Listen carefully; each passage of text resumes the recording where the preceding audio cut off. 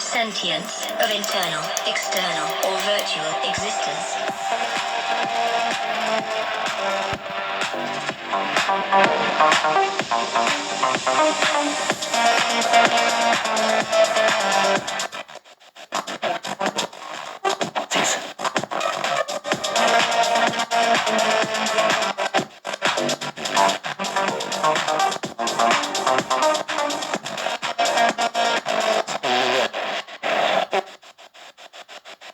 Up and tie the rest. Pretend the day is sunny, you're a funny little bunny. Have you ever seen a rabbit in a vest? I'm making this Christmas tree out of lolly sticks to take home to my mum, but it's gone all crumbly and sticky, 'cause I'm not very good with gum. The shepherd's pie and cabbage for dinner, and it wasn't even hot. Spotted Dick and custard, old Dick and not a lot of spot. And now we're in the hall with the wireless on. Our teacher's joining in, she's gone all red. She's the moon and we're the sea, there's a big scab on me knee. I'll save it for tonight when I'm in bed. My father bought me a piano for 15 quid, and it came with a suitcase full of sheet music of old songs, and I used to sit and play all the time. That's all I did. I had the television on, I had a book propped up on the piano, and I played all the time. And by the early 1980s, a few years before she made it big with Victoria Wood as seen on TV, Vic was selling out venues across the nation with her one-woman show, Lucky Bag. The evening of comedy and music was recorded for release on vinyl and cassette. Well, it was the 80s. And from that early recording, here's a pivotal composition in the Victoria Wood songbook.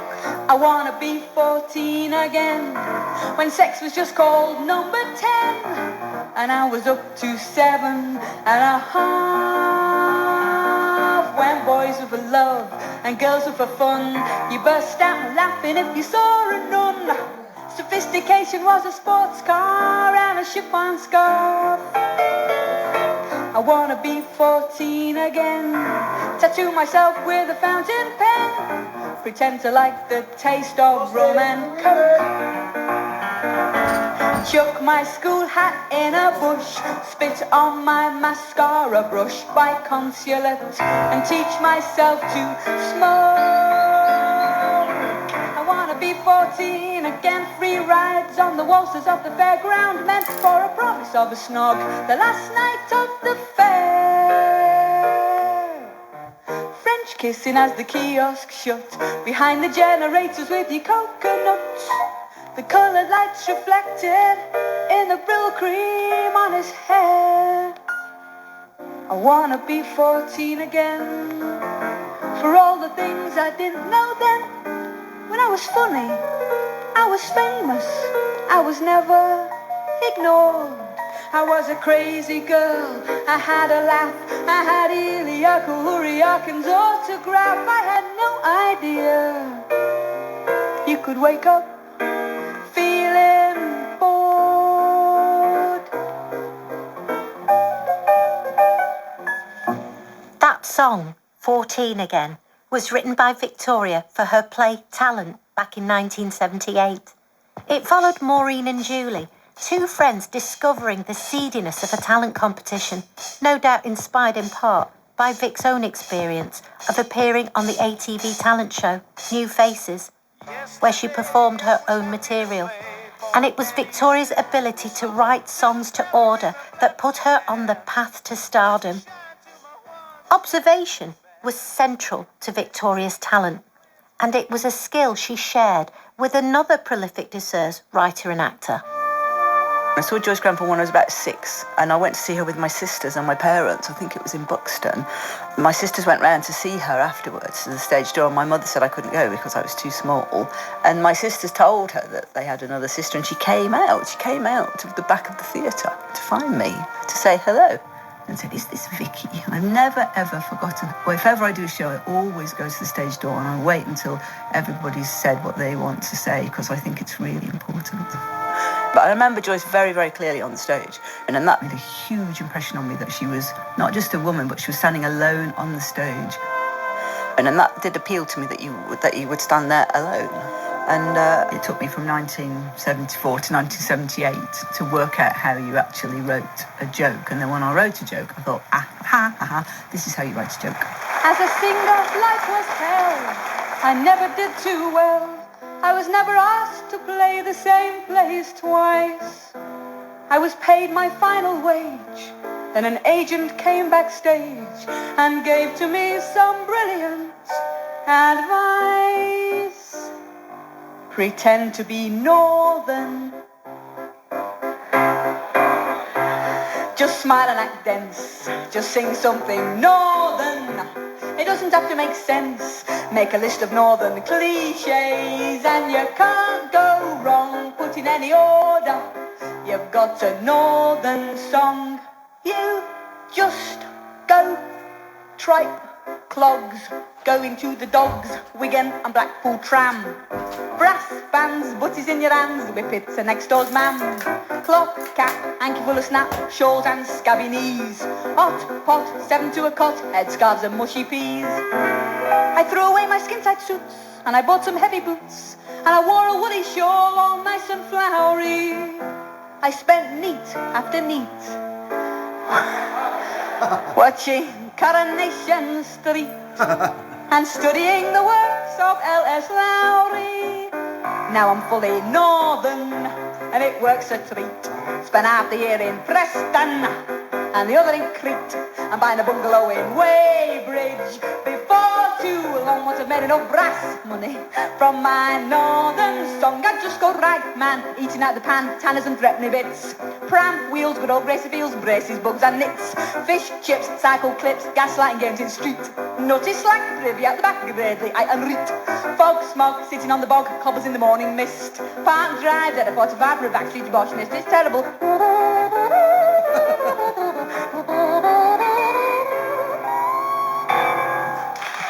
Written for the ITV series Wood and Walters, an early archived recording of the song Northerners. It was just one of the numbers that formed the basis of Vic's early live repertoire. It's over, we've missed the bus. Nice idea, but not for us. We didn't click, let's make it quick and say goodbye. Don't hold my hand and don't demand a reason why. No loving looks, no fond regards. Tonight was always on the cards. I like big muscles, you were thin and lanky. I like nice manners, you were far too cranky. You blew your nose and then looked in your hanky. Things would never have worked. Your taste in furniture was far too Spartan. Your sense of humor was too kindergarten. Your tattooed bottom, who thought of tartan? Things would never have worked. I wanted champagne and oysters, 'cause that's the way I am. You gave me Vimto, tinned carrots and spam. Rapport's a thing you just can't manufacture. You had an ideal girl, I couldn't match her. I didn't want to, it was Mrs. Thatcher. Things would never have worked. I wanted love to come and knock our blocks off, but even Venus takes her garden clocks off. Your idea of foreplay was to take your socks off. Things would never have worked. I wanted moonlight and roses and all that silly tosh. You wanted gerbils, a whippet, a wash. I wanted love poems, but you couldn't write them. My earlobes nibbled, but you wouldn't bite them. You'd only fart and then attempt to light them. Things would never have worked. We're not compatible, let's not get blue, dear. At least we see each other's point of view, dear. I like big hunky men, and so do you, dear. Things would never have worked. Victoria observed the funny in the ordinary. And for many of us, we'd never seen her like before. A woman, and a funny one as well, entertaining us on her own terms, in her own show, with her own words. She wrote about struggles with body image, dieting, and how young women were expected to conform. But more often than not, her biggest successes weren't really so much about the female experience, but about class, snobbery, small-mindedness, and a particular kind of Englishness. And perhaps her greatest talent was to make personal and painful experiences seem universal and uncomplicated. This is a love song. It's an old man's love song.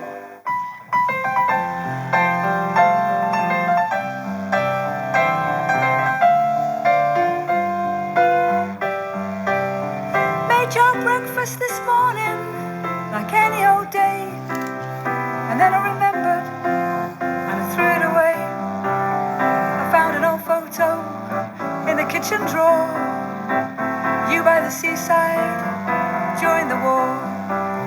You're laughing at something and the wind's in your hair. You were ever so slim then and your hair was still fair. And I wanted to kiss you, but you always laughed. And I wanted to tell you, but I felt daft. Still we got married, I was tight. Then we both got embarrassed, played rummy all night. I remember the baby and his sticky out ears, but I can't single out things over the years. In women's surgical by your bed, I knew that I loved you, but I never said. I brought you black magic and they said you died. I had a cup of tea there, came home and cried. Got to go back to the hospital to collect your things, your nightie, your teeth and your wedding ring. Made your breakfast this morning like any old day, and then I remembered and I threw it away. Made your breakfast this morning like any old day, and then I remembered and I threw it away.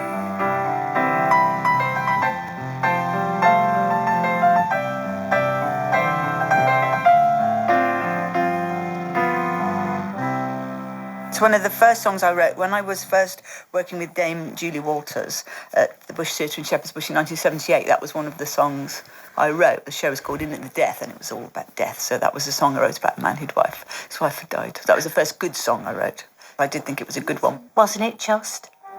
Victoria died in 2016, but her genius is still being discovered by new fans. And her songs in particular are being revisited and reassessed in cabaret and reviews, such as the hit show Looking for Me Friend, which played at the Edinburgh Fringe Festival. It's fitting really, because from the very beginning, Vic intertwined her brilliant live comedy act with her own show-stealing songs, which she played at the piano. By 1990 though, as Victoria's stand-up material grew, she included fewer songs in her live sets. But the ones she did perform made a tremendous impact. They sometimes surprised and occasionally challenged her audience, often combining tragedy with social commentary. None more so than this one. In a multi-story car park, in the middle of the night, there's a youngish girl just standing in the artificial light. with a blank pale face and stringy hair by the litter bin, just standing there. She holds a little baby, it isn't very old, just a little grubby bundle wrapped up against the cold.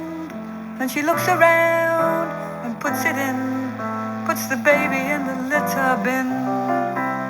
Because it's a sad world, what can I tell you? Half of the things that happen don't make sense at all. It must be a sad world.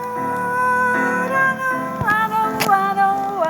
It puts a baby in a litter bin. In a nice suburban high street, in the middle of the day, a small man with a rifle blasts a bank clerk's life away. And while women scream, the bank clerk's eyes hold a look of mild surprise. Ask him why he did it, he only says because. And the mother of the bank clerk keeps his bedroom as it was. On his unmade bed, she weeps for him and the baby in the litter bin. Because it's a sad world, it shouldn't surprise you. If something sounds cruel and pointless, chances are it's true. But I wonder if I knew somewhere inside that they put babies into litter bins. In a Bentley full of music, in the early afternoon, some chap still drunk from lunchtime jumps the lights a bit too soon. And while Callus sings, she's so superb, the crumpled figure hits the curb. While her face is covered over, he blames it on his clutch. There's a gutter full of shopping that no one wants to touch. Some broken eggs, a dented tin, and a baby in a litter bin. Because it's a sad world, and people do dumb things, and people have dumb things done to them, and that is worse. And whether you just curse or cry, there's still the baby in the litter bin. Because it's a sad world, we have to have kind hearts, we have to light tiny bonfires that can pierce the dark. There may be one small spark, who knows, could possibly begin to warm the frozen skin of the baby in the litter bin. The Heartbreaking Litter Bin, a song I knew very well, because Vic had based my character Anita in Dinner Lady's unplanned baby on this song. Drama, comedy, story and songs, that's often the winning formula for a musical. And in 2005, Victoria created her own, starring many of the original cast from an ongoing sketch in the BBC series As Seen on TV. Acorn Antiques the Musical was directed by Sir Trevor Nunn, and it enjoyed a sellout season in London's West End. A revival toured the UK in 2007, directed this time by Victoria herself. There was something about Acorn Antiques, I thought it would make a nice poster. I just thought Acorn Antiques the musical, I had to go and see that. And I love musicals, so I love things like Anything Goes and things where people just jump up and dance, not really for any good reason. I wrote all the music first, and then I wrote the book, and then we did a workshop of it, and then I reworked it after that. So it was about 18 months from start to finish. It wasn't too bad, really. It's much more jolly, actually, writing a musical than just sitting there sucking the end of your biro. So it's much more collaborative. So you're hearing music all the time, which I think is very joyful. You know, you're working with a choreographer, a musical director, and of course I was working with Trevor Nunn when we first did it at the Haymarket, and it's a real team effort, and it's all trial and error. You do a new musical, you put a song in, you think, oh, it doesn't work, take it out, you have to write another one, and you do that for as long as it takes, or as long as you've got. And here Victoria introduces a song from Acorn Antiques the Musical. It's called Remind Him, performed live by Sally Ann Triplett, who played Miss Bertha. Miss Bertha's engaged to Mr. Clifford, who was Duncan Preston at the time, and Mr. Clifford has amnesia, and he's been hit on the head by a beach veneer button-back bonquette and has lost his memory. And she's always waiting. Miss Berta's always waiting for the day when he will remember that he's actually engaged to her, and she lives in hope. And it is actually, it's not supposed to be a funny song, but that's the setup to it, is that she wants him to remember that they are in love. Close the window, dim the lamp, the evening sun is fading. Send my dark star to shine above him. Let him see who I can be behind the masquerading. Let that star remind him that I love him.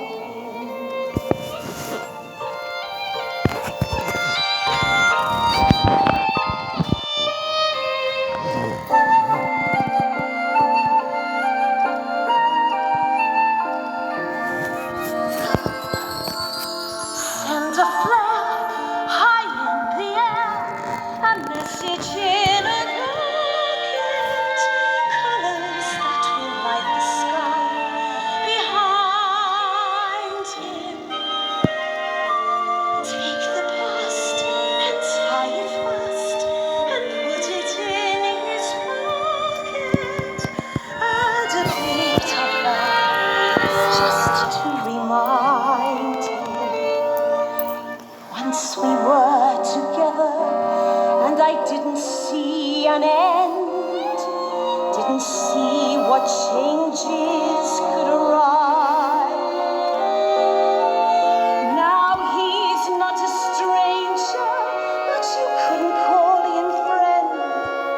Still my dreams survive.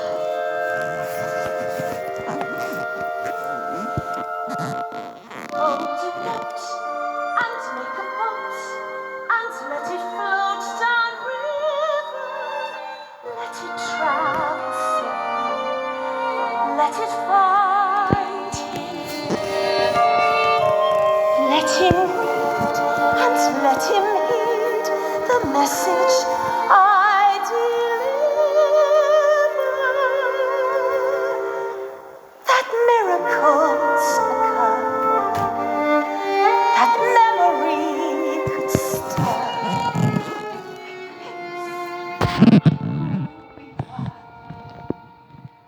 That could remind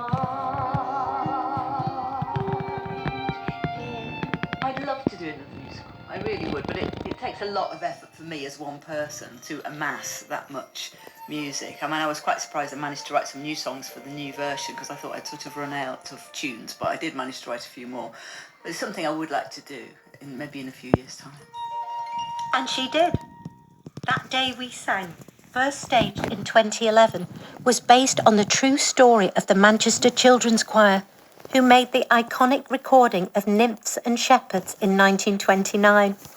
The musical was later filmed for television, starring Imelda Staunton and Michael Ball. And music was also central to the 2012 television film Loving Miss Hatto, which told Victoria's version of the life of concert pianist Joyce Hatto and the scandal over the authenticity of her recordings. Vic was an extraordinarily prolific writer and performer. She could turn her hand to anything: drama and documentaries, stand-up gigs and fast-moving sketch shows. And in 1997, she chose to focus on the lives of a group of women who worked in the canteen of HWD Components, just down the road from where I'm recording this programme, in Manchester. It's very hard work to write one sitcom, just one writer, and be doing it every week. And you start it on a Monday and you record relentlessly on a Friday. You only get 5 days to get it together. But that schedule is quite punishing. The big ensemble cast who don't take very kindly to changes as the days go by and have never got a pencil and never know what page we're on. Apart from that, though, it wasn't stressful at all. Getting up, getting out, getting on, getting going. Where's the way at the dreams that you hold in your heart? All the scared little choices you make without knowing. Take away from the thing that you had at the start.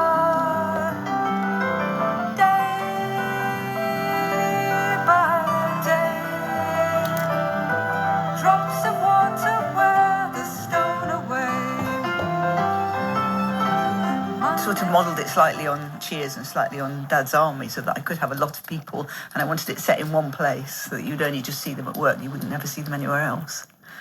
It's just something I wanted to try to see if I could do it, so I just did it, and then I could do it, and I don't need to do it anymore. Dinner ladies. For me, an actor of colour, to stand there and talk simply about Pyle, Celine Dion, and with the voice of Malcolm in The Inflatable Mannequin, instead of something to do with cultural heritage, was really refreshing. You know, anyone who's watched her warm up the audience at Television Centre before a recording of Dinner Ladies probably wouldn't believe it, but Victoria was actually quite shy. But she could overcome that shyness if there was a microphone or a stage nearby. I just felt comfortable on the stage, more comfortable than I did off it. But at the moment, I've just got diverted doing other things. I don't know if I have an audience, you see, that's the thing slightly puts me off about going back on tour. I think, well, would anybody come? I think we all know the answer to that one. Victoria's meticulous biographer, Jasper Rees, has calculated Vic wrote 200 or so songs in a career that spanned 41 years. As well as those songs, 13 TV documentaries, she wrote 4 stage musicals and 8 television dramas.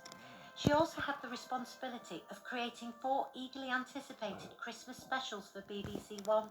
In 2000, I joined her for one of those festive spectacles, Victoria Wood with all the trimmings. The programme paid homage to Christmas telly and included a glimpse of a new digital channel, BBC Braindead, featuring Stacey Leanne Page, and more casting resemblance to another singing docu-soap star. The following year, in what would be Victoria Wood's final tour, Stacey returned once more. I was lost, I was cold, oh, I was a mockery. Had no future, no past, and no color but gray. Stood alone like a gnome, not at home in a rockery. When you came, sent that same gray away. I was sad, I was dead, I was Emily Bronte. I was looking for love in a mist on the moor. But my heart held a shot of that hot diamante. Till your knock did the job on my door.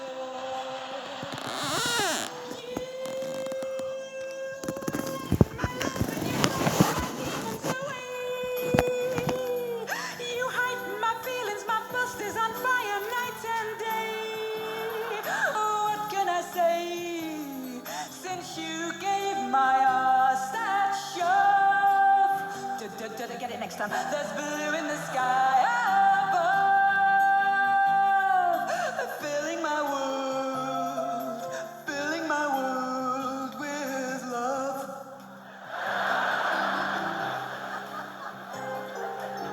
I had nothing, had no one to even get pissed with. Live my life like a fool on a hill or a clown. Out of places and Robinson in Aberystwyth.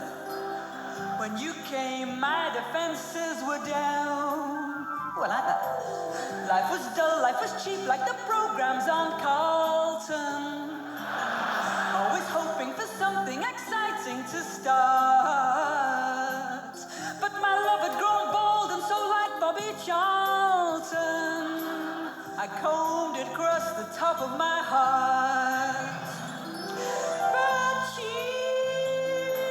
lighted my dark, you ignited a spark deep inside. Requited in love in a heart that was unoccupied. I had nowhere to hide, just with a single kiss. Thank you, you plunged into my abyss, filling my world with bliss. Worship nothing and no one, had no god or totem. There was literally no one for whom I could care. That last fab on the web, I caught sight of your scrotum. Once I looked, I was hooked then and there. But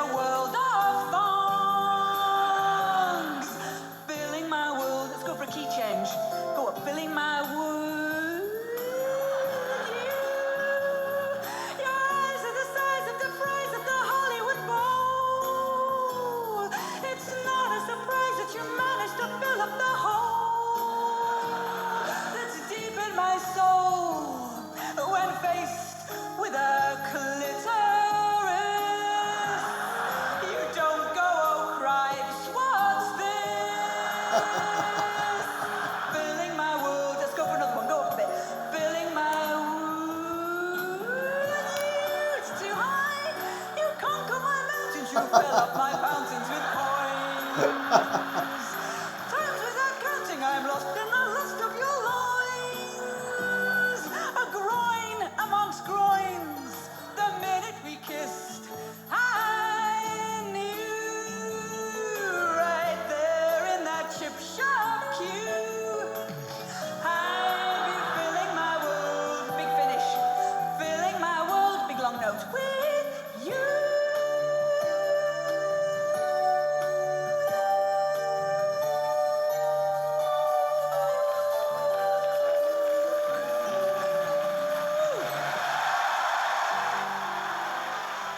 I just love stories. And it's all to me, it's all the same job. It's just entertaining people, really. That's all I ever want to do. But I will always do something that's got some sort of comedy in it. I don't like repeating myself. I like to do new things. I knew a man who always worried that if knocked down by a 19, the nurses who to hell but hurry might find his boxer shorts unclean. And so he washed them all twice daily. And when an accident occurred, the doctor said sadly, I know what he has.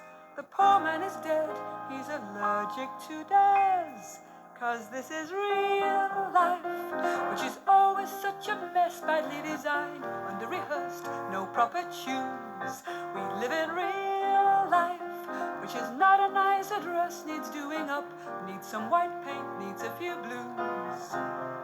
Life is a fan club and I'm not a fan. Life is a brand tub, no prizes, just brand. Take one redundant bus inspector who joined the long-term unemployed, applied to funeral director, was taken on, was overjoyed. He felt his death is always with us. This job at least would be secure.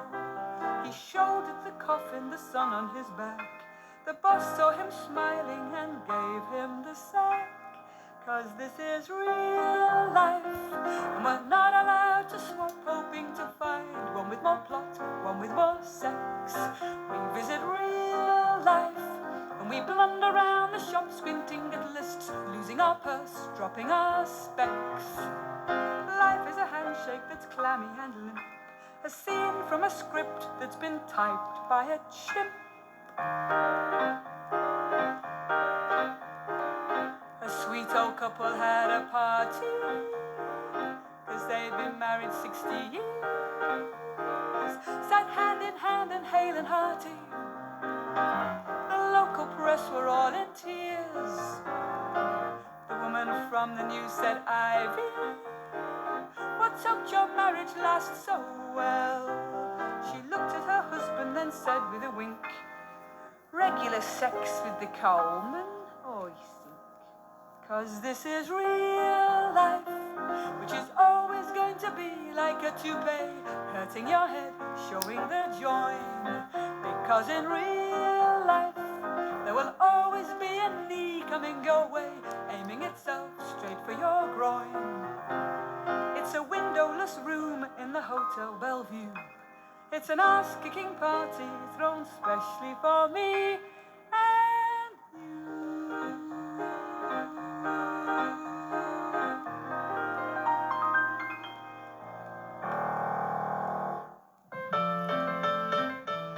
You try and pick on the things that you think are a common experience. And what better experience than unrequited love? I saw you today, well I just saw your blazer and it went through my heart like the beam of a laser, and I thought that today you would turn around and see me, but you didn't. The bus didn't come, it was dead rainy weather. When it came it was full and we didn't stand together, and I smiled half a smile down the aisle, but you didn't notice, did you? Did you? I love you so much, all my friends think I'm crazy. I get told off at school 'cause I dream and I'm lazy. I'm dreaming of you, but I don't suppose you know that, do you? You smiled at me once, don't you suppose you remember? But I know when it was the 10th of September, and you put down your bag on my foot, and I said it didn't matter. I've got old souvenirs like your empty crisp packet and a blonde curly hair from the back of your jacket. They are under my bed, maybe one day I'll show them to you, shall I?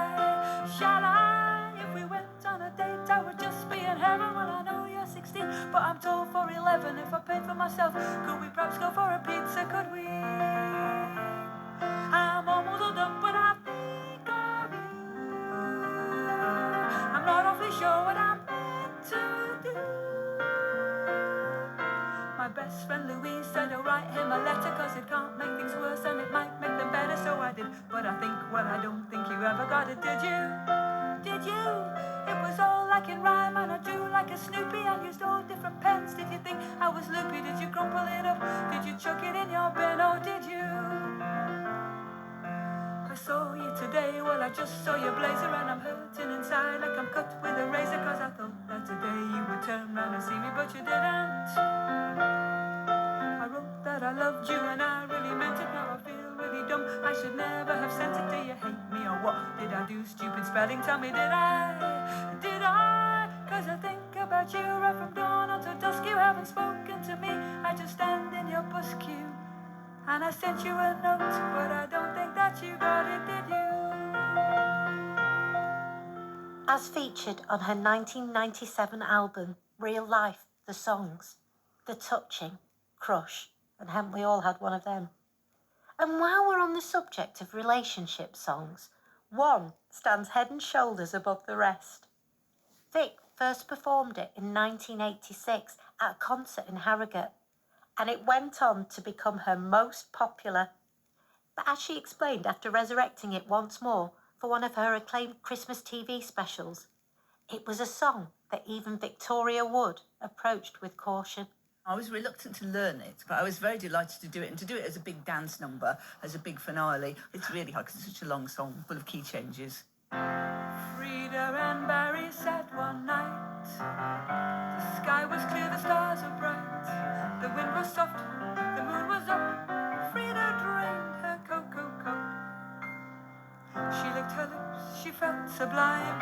She switched off Gardner's question time. Barry cringed in fear and dread as Frida grabbed his tie and said, let's do it, do it while the mood is right. I'm feeling